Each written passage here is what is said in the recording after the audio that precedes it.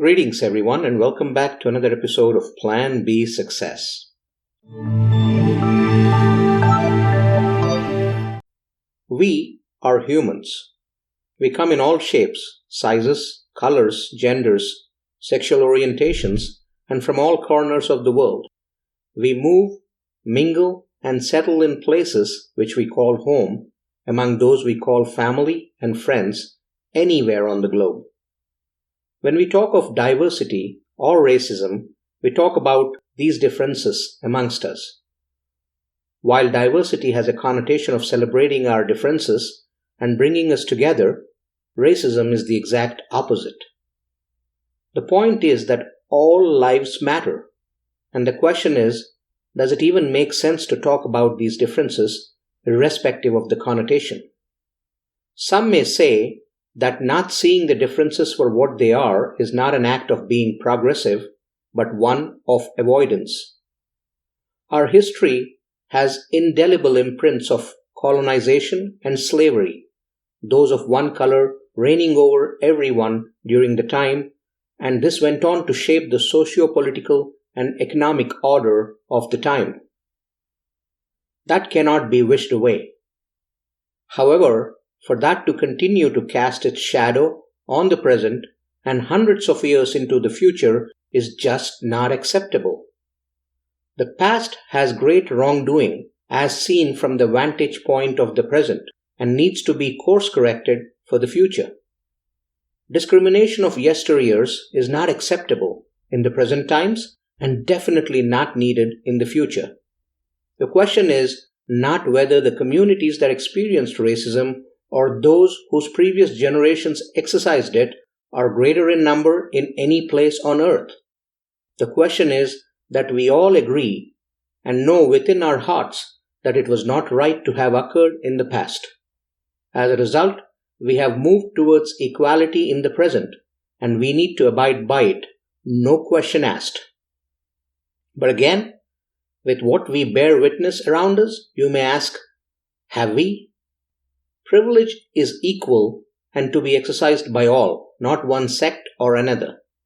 Hostility or denigrating attitudes toward one another are not the answer. No one can be or is a pure oppressor or a pure victim. We end up in those roles based on situations. And it's these situations and our ability to be a part of such situational roles that we need to avoid on either end of the spectrum.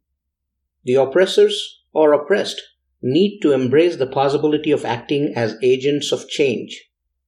We need to acknowledge the existence of racism, whether we call it that or something else, but most importantly, try and rein in its power over us humans.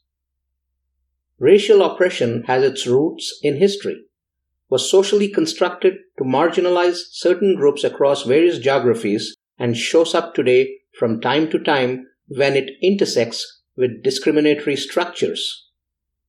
Discrimination is when people treat others badly because they are different from them in some way.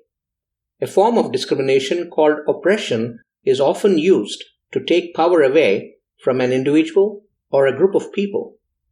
It can be hard if we experience discrimination, but there are supports and ways of resisting. And no way of resisting has to harbor vengeance or violent aggression. That will just continue the chain of events and never allow for true freedom, which is what we seek. Systemic racial bias has been endemic in our society, perhaps even unconsciously. Diversity, on the other hand, refers to demographic variation and is welcome in any organization as a noble goal.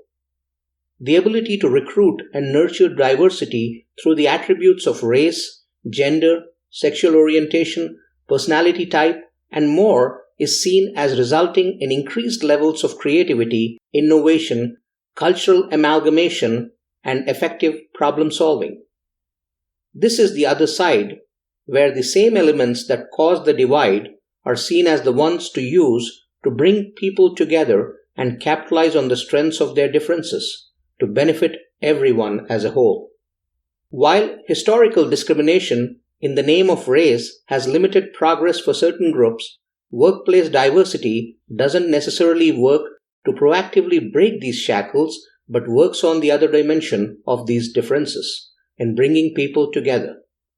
It's our prerogative as the present generation to take racism head on and uproot it so that future generations do not have to deal with it, let alone bear the scars of history. We all have to work at challenging negative stereotypes and not just judging people because of how they look or who they are. We can take a stand against discrimination in all its forms, be it racism, sexism, ageism, ableism, and much more, and look within ourselves at our own attitudes, beliefs, and behaviors. We can surround ourselves with people who are different from us. We all have things to learn and our own lessons to teach as well. Learning the value of diversity takes a lifetime and can be a difficult journey, but well worth it. Black, white, or brown, young or old, male, female, or LGBT, all lives matter. Hey, I hope you liked that episode. Please do make sure to subscribe to Plan B Success Podcast so that you can get alerts about these episodes coming out 3 times a week. You get to hear an inspiring interview and some inspiring talk that will move the needle for you on your way to success. Thank you very much.